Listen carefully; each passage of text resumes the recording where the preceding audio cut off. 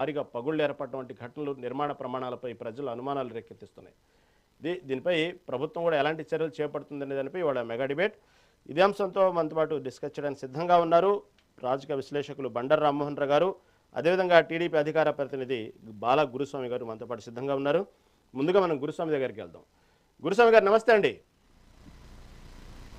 నమస్తే గురుస్వామి గారు, మొదటి నుంచి అసలు అది అమరావతి రాజధానికి అనువైన ప్రాంతం కాదు, దాంతోపాటు ఇటు రైతుల దగ్గర నుంచి సేకరించిన భూమి విషయంలో కానివ్వండి, సరే అవన్నీ పక్కన పెడితే వాతావరణానికి కూడా అనుకూలమైనటువంటి ప్రాంతం కాదు, కమిటీలు చెప్పినాయి అవి చెప్పిన మొదటి నుంచి వైసీపీ దీని మీద పెద్ద దుమారం చెప్తా ఉంది. ఇప్పటికి కూడా అదే స్టాండ్ మీద అది కావాలంటే చూడండి నీళ్లు నిలబడతాయి, వర్షం వస్తే చాలా ప్రభావం ఉంది, భవిష్యత్తులో మునిగిపోయేటువంటి ప్రాంతం, ఇలా ఇప్పటికీ విమర్శలు గుప్పిస్తూ ఉంది. ఇలాంటి తరుణంలో చాలా సీరియస్గా తీసుకొని మొత్తం దేశానికి ఆదర్శమైనటువంటి రాజధాని కడతామంటున్నటువంటి టీడీపీకి మధ్య మధ్యలో కాంట్రాక్టుల నిర్లక్ష్యం వల్ల కొంచెం అభాస్ పాలవుతుంది అంటున్నారు. ఏం జరుగుతుంది అక్కడ అసలు? రహీం గారు, మీకు ప్యానల్లో ఉన్న పెద్దలకు, మెగా 90 వీక్షకులకి అందరికీ శుభ సాయంత్రం. ఎందుకని చెప్తున్నానంటే, వీళ్ళు బురదలేదానికి ముందుగా ఉంటారు. అసలు ఫస్ట్ అమరావతిలో రాజధాని పెట్టాలన్నప్పుడు దాన్ని ఏకీభించిన వ్యక్తి అసెంబ్లీలో జగన్మోహన్ రెడ్డి. దాదాపు 30,000 ఎకరాలు ఉండాలి, పెద్ద రాజధాని కట్టాలి అని అంటే 30,000 ఎకరాలు ల్యాండ్ ఉంటే మాకు ఎలాంటి అభ్యంతరం లేదు, అది అనువైన ప్రాంతం అని చెప్పి వాళ్ళు కూడా ఏకీభవించారు. అసెంబ్లీలో ప్రతిపక్షం కూడా నాడు ఏకీభవించిన తర్వాతే దీని మీద ముందుకెళ్లడం జరిగింది. అనుకున్న ప్రకారం 30,000 ఎకరాలు కావాల్సి ఉంటే దాదాపు 33-35,000 ఎకరాలు రైతుల దగ్గర నుంచి స్వచ్ఛందంగా సేకరించడం జరిగింది. దానికి అనుగుణంగా అమరావతి రాజధాని డెవలప్మెంట్స్ అనేది శరవేగంగానే జరుగుతున్నాయి. 2019-24లో వీళ్ళు అధికారంలోకి వచ్చిన తర్వాత రాజధానిని తుంగలో తొక్కేసి ఆ తర్వాత 3 రాజధానులు అని చెప్పేసి వాళ్ళు 3 ముక్కలాట ఆడారు. ఆ తర్వాత ఏం జరిగింది, 2024 ఎలక్షన్లో జనాలు ఏ విధంగా తీర్పు ఇచ్చారో కూడా చూశారు.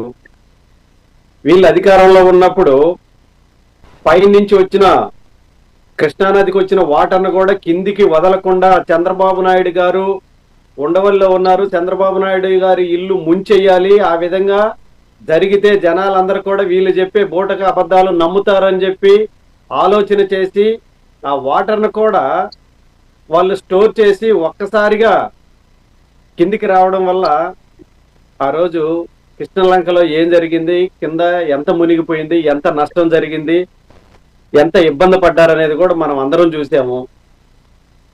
వీళ్ళు అధికారంలో ఉన్నప్పుడు చంద్రబాబు నాయుడు ఇంటి మీద డ్రోన్లు ఎగరేసి ఏ విధంగా చేశారనేది కూడా అందరు చూశారు.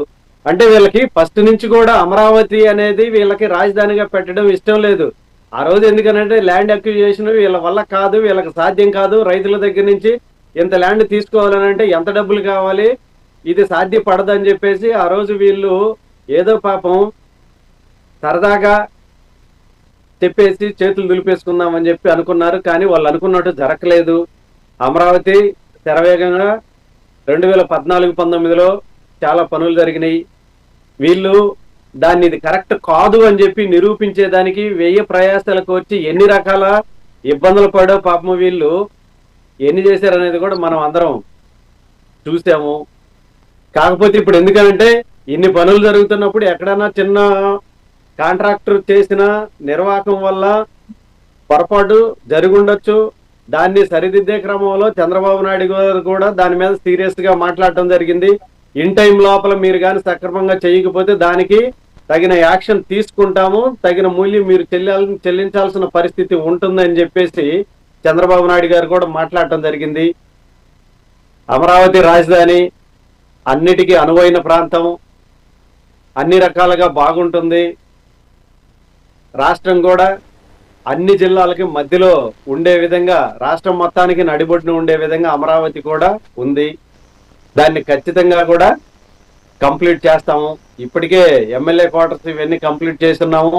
వీళ్ళు ఎన్ని మాటలు మాట్లాడినా, ఎన్ని ప్రేలాపనలు చేసినా, వీళ్ళు ఎన్ని ఆరోపణలు చేసినా కూడా ఖచ్చితంగా అమరావతిని రాజధానిగా నిలబెడతాము. ఆ రాజధాని కూడా ప్రపంచం మొత్తం చూసే విధంగా ఎన్డీఏ కూటమి తెలుగుదేశం ప్రభుత్వం ఖచ్చితంగా దాన్ని పూర్తి చేసి తీరుతుంది. ఏం డౌట్లు అక్కర్లేదు. రాష్ట్ర ప్రజల అభిమానాన్ని చురుకునే విధంగా, రాష్ట్ర ప్రజల ఆకాంక్షకు అనుగుణంగా అమరావతి రాజధానిని నిలబెట్టబోతున్నాం, కట్టబోతున్నాం. రాష్ట్ర ప్రజలందరికీ, ప్రపంచం మొత్తానికి కూడా చూపించబోతున్నాం అని చెప్పి మీ ద్వారా తెలియజేస్తున్నాను. గురుస్వామి గారు, ఇక్కడ ఏదైతే స్టీల్ బ్రిడ్జ్ గడ్డర్లు ఏదైతే ఒరిగిపోవటానికి కారణం అక్కడ కాంట్రాక్టర్ల లోపమా, లేకపోతే భూమి మొదటి నుంచి వైసీపీ చెప్తున్నట్టు అనువైనటువంటి భూమి కాదు అక్కడ అంటున్నారు, దాని లోపమా? దాని గురించి కొంచెం క్లారిటీ ఇవ్వండి. రహీం గారు, కాంట్రాక్ట్ లోపం అనేది చాలా క్లియర్ గా కనపడుతుంది. కాంట్రాక్టర్ లోపం కాకుండా అక్కడ నేల లోపం అయితే ఇప్పటి వరకు కట్టిన కన్స్ట్రక్షన్స్ అన్ని కూడా హైకోర్టుతో సహా అన్ని శుభ్రంగా ఉన్నాయి కదా. ఎక్కడ అలాంటిది రాలేదు కదా, ఎక్కడ అలాంటిది జరగలేదు కదా. అనువైన ప్రాంతం కాదు అని చెప్పి ఎలా డిసైడ్ చేస్తారు?